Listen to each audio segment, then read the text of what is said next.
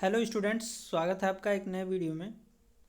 आज की इस वीडियो में हम बात करेंगे जो भी स्टूडेंट्स डिप्लोमा के थर्ड सेमेस्टर में हैं उनका एक सब्जेक्ट है इलेक्ट्रिकल इंजीनियरिंग सेकंड। तो आज हम बात करेंगे इलेक्ट्रिकल इंजीनियरिंग सेकंड के मोस्ट इम्पॉर्टेंट क्वेश्चन के बारे में, जो कि आपका एग्ज़ाम आ चुका है। उस एग्ज़ाम में आने वाले प्रश्न क्या क्या आ सकते हैं, कौन कौन से मोस्ट इम्पॉर्टेंट क्वेश्चन है, क्या क्या आपको पढ़ के जाना है, सब कुछ इस वीडियो में डिटेल में डिस्कस करेंगे। तो इस वीडियो को अंत तक ज़रूर देखिएगा, यह आपके लिए बहुत ही इम्पॉर्टेंट होने वाला है। और इस वीडियो को अपने फ्रेंड्स तक ज़रूर शेयर करिएगा। तो आइए हम देखते हैं कि पहला क्वेश्चन क्या है हमारा। यहाँ पे पहला question, inductive and capacitive reactance को परिभाषित कीजिए। यह क्वेश्चन बहुत ही इम्पॉर्टेंट है। लगभग हर साल जो है 5 नंबर के क्वेश्चन में पूछा जाता है। इसको आप एकदम रट के जाइएगा। इसका जो भी डायग्राम वगैरह सब कुछ डिटेल में आप पढ़ के जाइएगा।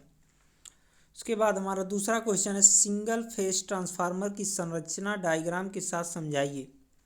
सिंगल फेज ट्रांसफार्मर क्या होता है, इसकी संरचना मतलब कैसे बनता है, इसका पूरा डायग्राम। मैटर भले ही कम लिखिएगा लेकिन डायग्राम ज़रूर बना के आइएगा। आपका बैक कभी नहीं लगेगा, आपको पूरे पूरे नंबर मिलेंगे। तो डायग्राम पे आप ज़्यादा से ज़्यादा फोकस करिए, डायग्राम साफ बनाइएगा अच्छे से, ठीक है। ये भी बहुत ही इंपॉर्टेंट क्वेश्चन है, इसको भी रट के जाइएगा एकदम। तीसरा हमारा क्वेश्चन है, 3 फेज सर्किट में 2 वाट मीटर द्वारा पावर मेजरमेंट की मेथड का वर्णन कीजिए। इसको भी आप पढ़ के जाइएगा, ये भी इंपॉर्टेंट क्वेश्चन है, कई बार एग्जाम में पूछा जा चुका है।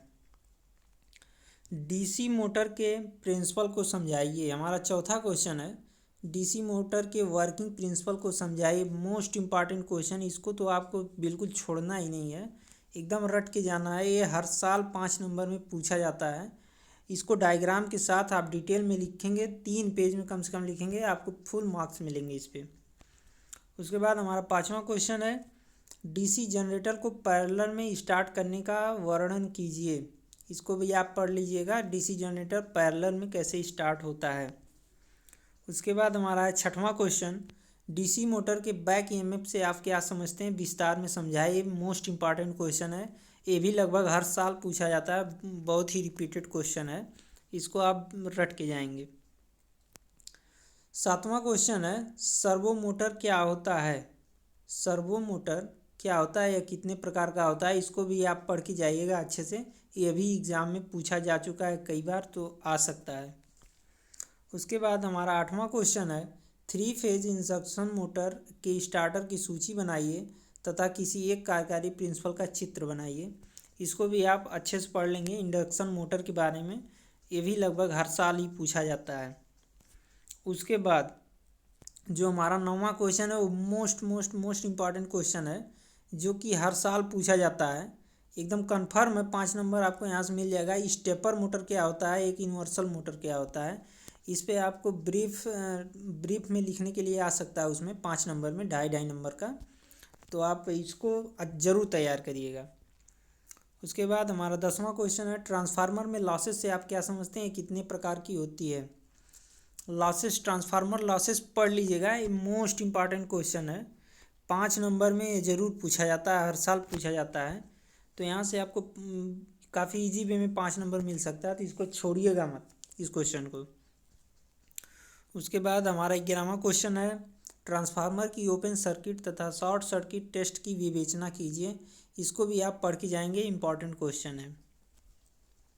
12वां क्वेश्चन जो हमारा है वह है, डीसी जनरेटर की संरचना का वर्णन कीजिए। इसके आवश्यक भागों के नाम, इनके कार्यों को लिखिए। ये भी आपका मोस्ट इम्पॉर्टेंट क्वेश्चन है, इसको ज़रूर पढ़ के जाइएगा, आप लोग रट के जाइएगा। उसके बाद 13वां क्वेश्चन हमारा है, डीसी जनरेटर के ईएमएफ समीकरण को डेरिवेशन कीजिए। डेरिवेशन वाले जो क्वेश्चन है इसमें से एक क्वेश्चन ज़रूर पूछा जाता है, तो डेरिवेशन वाला क्वेश्चन आप ज़रूर पढ़ के जाइएगा, 5 नंबर आपको आसानी से मिल जाएगा। जैसे थ्योरी में आप लिखते हैं तो उसमें 5 नंबर पूरा आपको नहीं मिल पाता है, लेकिन अगर डेरिवेशन आपका सही है, अच्छे से हुआ है, तो इसे फुल मार्क्स मिलेंगे आपको। उसके बाद हमारा है 14 क्वेश्चन जो हमारा है, एसी सीरीज मोटर के संरचना एवं कार्यविधि का उपयोग का वर्णन कीजिए। इसको भी आप पढ़ के जाएंगे, काफ़ी इंपॉर्टेंट क्वेश्चन है। उसके बाद अल्टरनेटर के ईएमएफ इक्वेशन को स्थापित कीजिए। मोस्ट इम्पॉर्टेंट क्वेश्चन है, इसको आप पढ़ के जाइएगा अच्छे से, एग्जाम में काफ़ी इम्पॉर्टेंट क्वेश्चन है।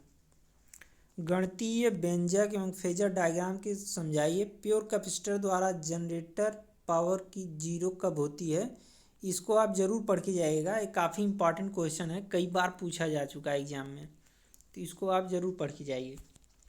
उसके बाद हमारा जो 17वां क्वेश्चन है, आरएलसी सीरीज सर्किट में रिजोनेंट फ्रीक्वेंसी के लिए व्यंजक भी उत्पन्न कीजिए। मोस्ट इम्पॉर्टेंट क्वेश्चन है, ये कई बार पूछा जा चुका है।